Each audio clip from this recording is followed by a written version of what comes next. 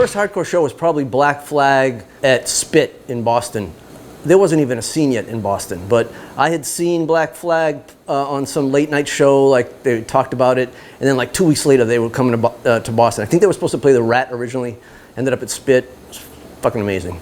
The other one that pops into my head is the show I mentioned earlier was DOA played this club. It was called the Underground. It didn't last that long. I think like Northeastern bought it and turned it into a laundromat for their students. I just remember being at that show and the energy in that room is, for some reason, like the A7, small rooms just feel like they're going to explode when, during those hardcore days.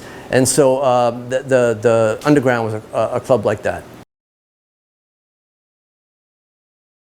Probably Boston club missed the most would probably be the Channel. Saw a lot of great shows there. That was always a fun club to hang out. All right, I'm gonna have to go with the past. I would say, Al was a menace, but so was Jake Phelps. I mean, the two of them, they're big dudes, and they often controlled the floor. I mean, I saw Black Flag a lot. I was a huge fan, but for some reason that show at Staten Island is the first thing that pops into my head. Dead Kennedys and SSD and who else was? Kraut, I think, was on the bill. Yeah, I just remember that show being huge, and of course there was a massive riot afterwards. But I just remember being really impressed with that show.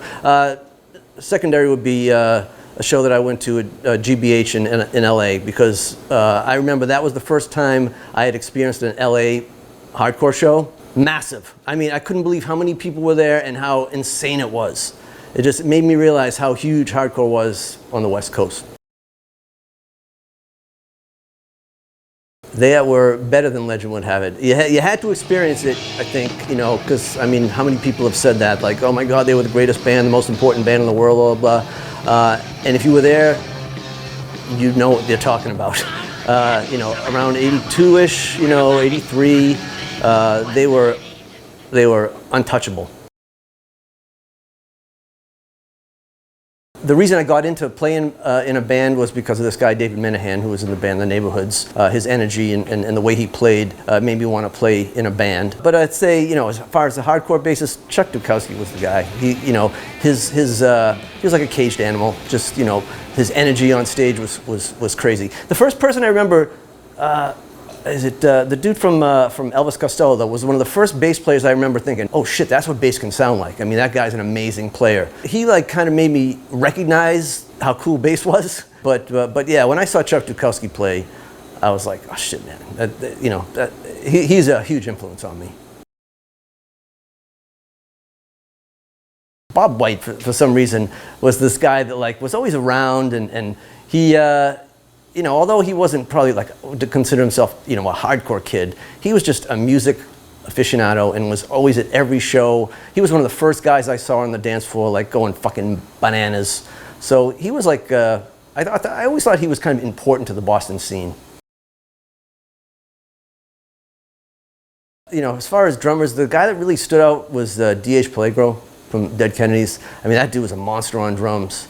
Chuck Biscuits, another guy that really fucking impressed me. I was fortunate enough to see DOA real early on when Randy Rampage was in the band, but I remember Chuck Biscuits seeing him and going, oh shit, this guy can play, man.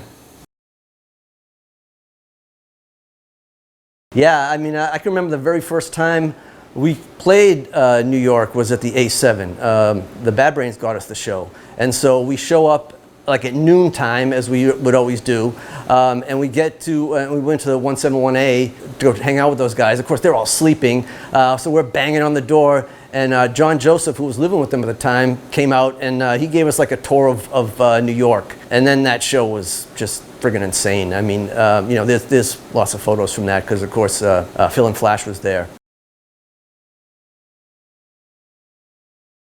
I was completely surprised by the whole rebirth of SSD, or the resurgence of interest in SSD, because I always felt everybody's heard us, people want to hear us, they can find us, and then Trust Records got involved with us and put out those records, and I was as shocked as anybody at the way they sold and the interest that people had in SSD.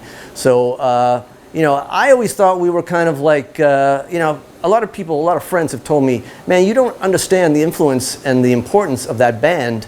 And I guess maybe I didn't, because now I'm kind of, you know, pleased to see that people are interested in it again.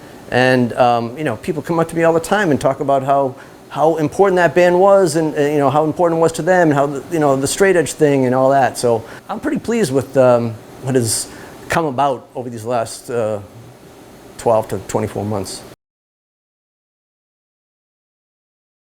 Probably not. You know, we're here on a Sunday at a hardcore matinee, so it's alive and living well in New York City, I can tell you that much. And when I go to a hardcore show, which I don't go to them often, but when I go to like a hardcore show in Boston, I am blown away by the size of the audience and how, you know, how intense it is.